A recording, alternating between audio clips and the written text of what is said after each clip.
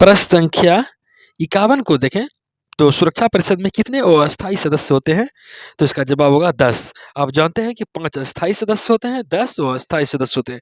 अस्थायी सदस्य कभी बदलते नहीं, वो सदा के लिए रहते हैं और अस्थायी सदस्य प्रत्येक 2 वर्ष में बदल जाया करते हैं।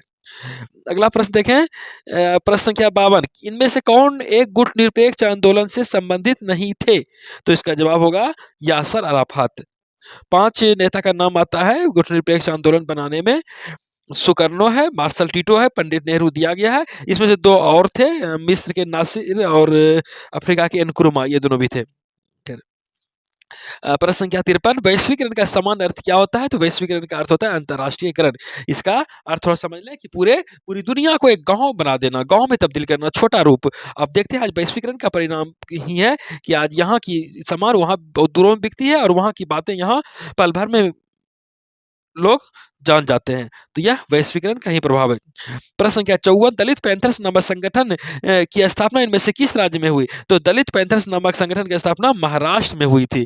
तो और आप ये जान लें ये कब हुई थी महाराष्ट्र में? तो 21 मई 1972 को हुई थी महाराष्ट्र के मुंबई में। और किसके द्वारा स्थापना की गई? तो नामदेव ढसाल एवं जेबी पवार थे। और इसका मुख्य उद्देश्य यही था कि दलितों के प्रतिनिधित्व को आगे कैसे बढ़ाया जाए, दलितों एवं पिछड़ों में कैसे जन जागृति लाई जाए, इसी सब उद्देश्य को लेकर दलित पैंथर्स संगठन की स्थापना हुई थी नामदेव ढसाल एवं जेबी पवार के नेतृत्व में। कांग्रेस के युवा तुर्क के रूप में किसे जाना जाता है? प्रश्न संख्या 55 है। तो इसका जवाब होगा चंद्रशेखर। आप ये समझ लें, चंद्रशेखर प्रधानमंत्री भी रह चुके हैं और इन्हें युवा कांग्रेस और इन्हें युवा तुर्क के नाम से जाना जाता है।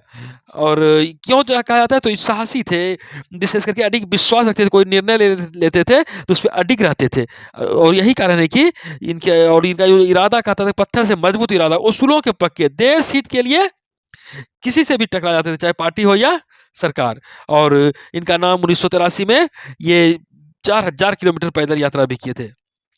खैर, यहाँ पे प्रश्न संख्या 56 देखें, डॉक्टर श्यामा प्रसाद मुखर्जी किस दल के नेता थे? तो यह समझ लें कि श्यामा प्रसाद मुखर्जी भारतीय जनसंघ के नेता थे और जनसंघ का स्थापना वर्ष देखें तो 21 अक्टूबर 1951 को दिल्ली में की गई थी।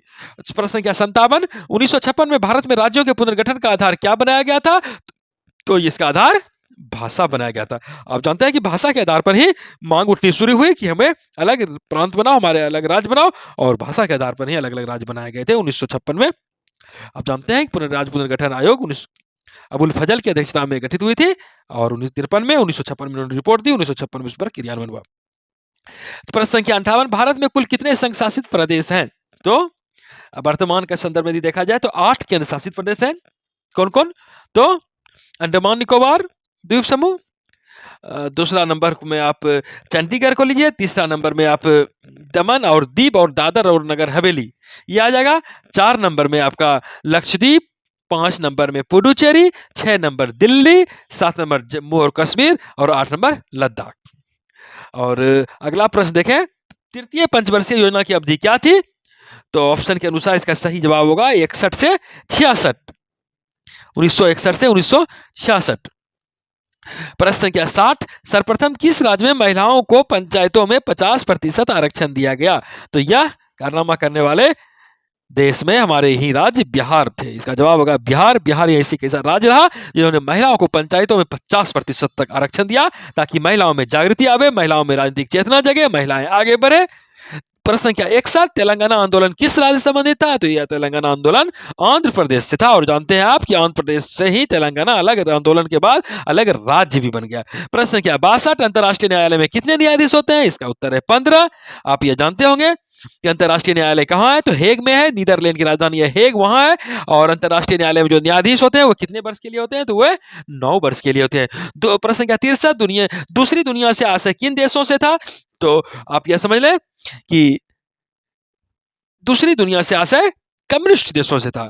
विशेष करके जब शीत युद्ध का दौर था 1945 से लेकर 1991 तक का दौर, वहां पहली दुनिया और दूसरी दुनिया दोनों में लड़ाई की स्थिति थी, शीत युद्ध की स्थिति थी। पहली दुनिया का नेतृत्व अमेरिका कर रहे थे, दूसरी दुनिया का नेतृत्व सोवियत संघ कर रहे थे जो कि कम्युनिस्ट विचारधारा से संचालित थे।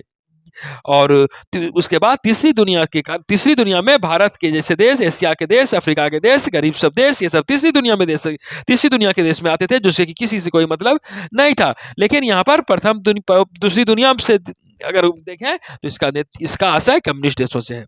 प्रश्न संख्या 64, संविधान ने किस भाषा को राजभाषा का दर्जा दिया? इसका जवाब होगा हिंदी। प्रश्न संख्या 65, नवनिर्माण आंदोलन का नेतृत्व किसने किया? जयप्रकाश नारायण, इसका जवाब होगा। प्रश्न संख्या 66, संयुक्त राष्ट्र संघ का व्यापार एवं विकास सम्मेलन अंकटाड की स्थापना कब हुई थी? तो इसका हुआ था 1964 में। मुख्यालय देखें तो स्विट्जरलैंड के जेनेवा में है। प्रश्न संख्या 67, योजना आयोग के अध्यक्ष के रूप में कौन कार्य करता है? तो इसका जवाब होगा प्रधानमंत्री। आप यह भी समझ लें कि योजना आयोग के अध्यक्ष प्रधानमंत्री हुआ करते थे, लेकिन 1915 के 1 जनवरी से जब से मोदी की सरकार आई, योजना आयोग खत्म हो गया। योजना आयोग की जगह थिंक टैंक पॉलिसी वाला नीति आयोग आया है, जिसे अब नीति आयोग के नाम से हम लोग जानते हैं। प्रश्न संख्या 68, निम्नलिखित में कौन सा दक्षिण एशियाई देश धर्मनिरपेक्ष राज्य नहीं है? तो पाकिस्तान। आप जानते हैं कि वह धर्मनिरपेक्ष राज्य नहीं है, वह मुस्लिम देश है। प्रश्न संख्या 69, निम्नलिखित में कौन सा देश दक्षिण का सदस्य नहीं है?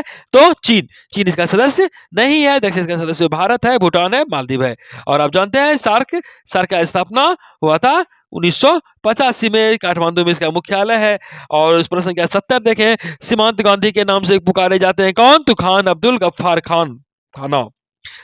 सी इसका सही जवाब है। 71 नंबर, केंद्र में जनता पार्टी किस वर्ष सत्ता में आई? तो मोरारजी देसाई आए थे 1977 में।